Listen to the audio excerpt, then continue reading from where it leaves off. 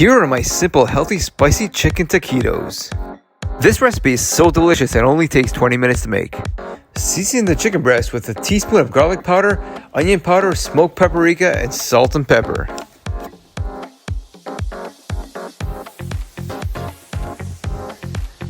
Add a teaspoon of olive oil on the skillet and cook the chicken breast for about 18 to 20 minutes. You're going to want to cover the skillet and flip every 5 minutes. Shred the chicken and set aside. We need some mozzarella, some jalapeno, some spinach, some cilantro, some tomatoes, and some sour cream. Mix well with the shredded chicken.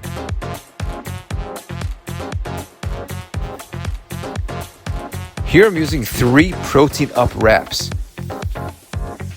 I weighed out 10 ounces of chicken breast cooked for the 3 wraps. Roll the wraps up tight and quickly fry on the skillet with another teaspoon of olive oil. Flip once to brown both sides. Top with some salsa and enjoy.